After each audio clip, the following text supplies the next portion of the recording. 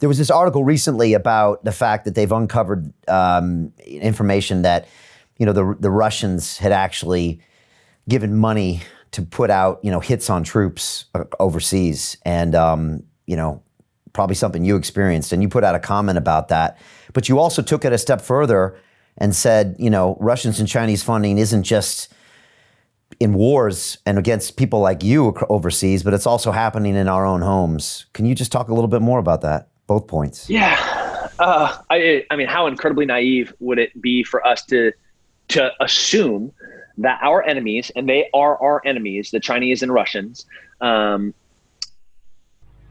if they are paying to have terrorists kill soldiers overseas, do you not think that they would be trying to undermine the fabric of our society here? Like, that is the most irrational thing ever, to be like, wait, they would go to such an extreme to be paying terrorists to kill Americans that they wouldn't come on to Twitter or Facebook or Instagram or TikTok and try to rile you up, that they wouldn't pay to deliver a pallet of bricks in Dallas, that they wouldn't pre-position bottles full of gasoline in Atlanta, that of course they would. Like, it's the easiest thing in the world, right? Like, they have found an opportunity and maybe a torn little bit in the fabric, in the seam of our nation's cohesiveness. And they're like, oh, we got to divide this right now. It would be insane. We know they've been doing it for decades. Like, if you go back to the 50s, they have been trying to implement the same plan since then. They play this very, very, very long game. They have, like, we call them Jedburghs, which are, when you think of a spy, you think of like this espionage sneaky guy that's gonna like come in here and like cut wires or like assassinate somebody. Like, maybe in the spy world, that's 5%. The other 95% are at a protest. They're in Washington, D.C. working for a lobbyist. They are trying to get a tenure at a medical institution. Like, that's really the majority of it. They are trying to become a professor at Harvard.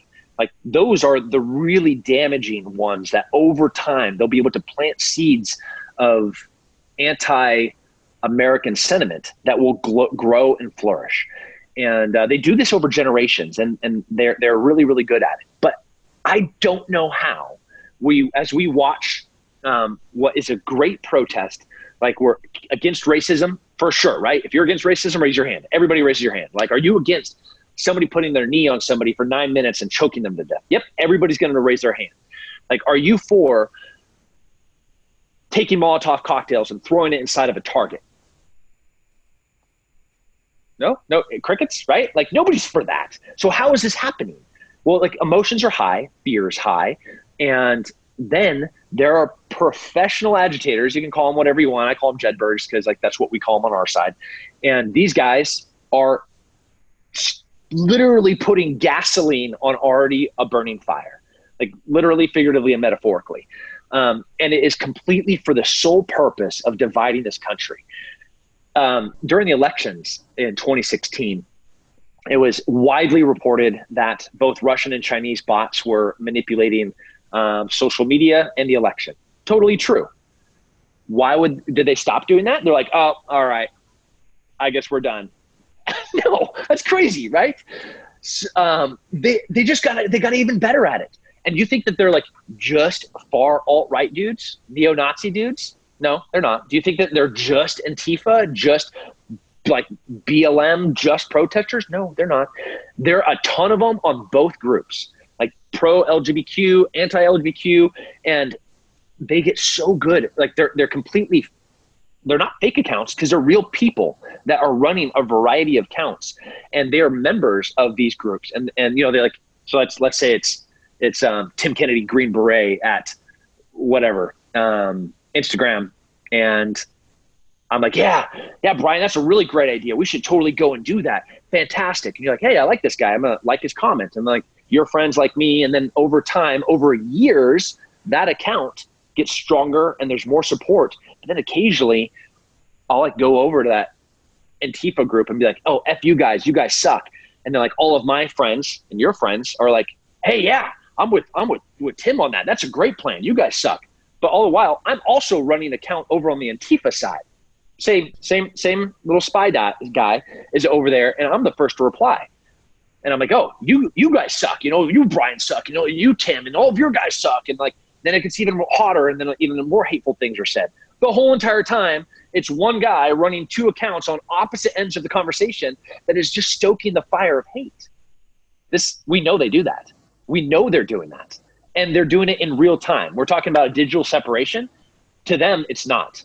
They plant the bricks, they plant the Molotov cocktails, they put specific agitators at these protests to make it from a peaceful protest to a riot to a looting to a blah, blah, blah, blah, blah.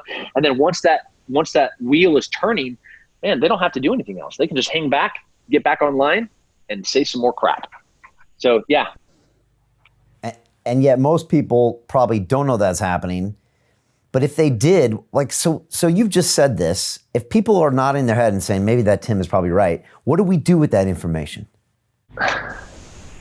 Stop reacting out of fear and hate, first of all, because the person that's sitting there stoking the fire and poking and pushing your buttons to get you all fired up, dude, that might be some Russian or Chinese bot guy sitting over there and be like, got this idiot. Cool, another dumb American is playing into my plan.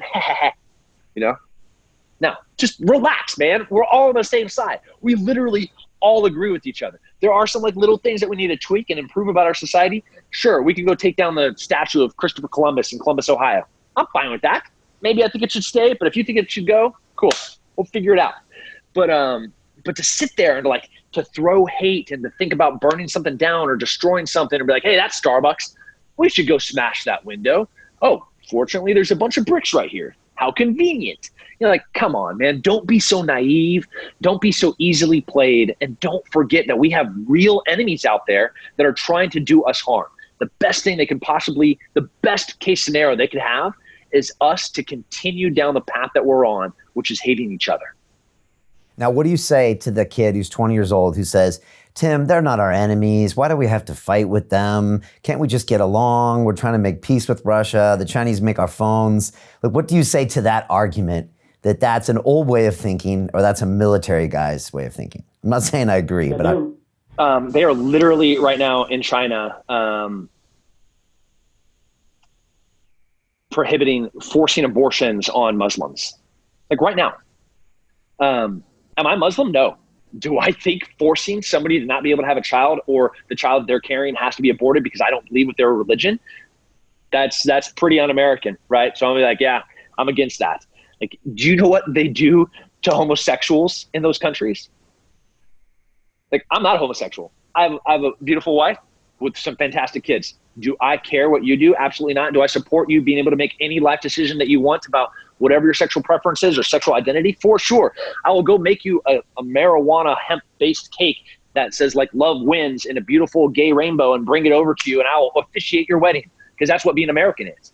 But like you're pushing a gay dude off the top of a roof, we're gonna have a problem. You're gonna have to fight me to get to that guy. And so to those kids, you gotta wake up. Do not believe what you are seeing on the digital side because that is manipulated and that is not true. Go see it firsthand. Come with me to the countries that I have been to and see what happens firsthand to those outlying groups and those disenfranchised small ethnic groups that maybe in North Iraq, like the Kurds. It's been pretty rough there. I've seen it firsthand. Don't tell me I don't know what I'm talking about because I've picked up the dead bodies.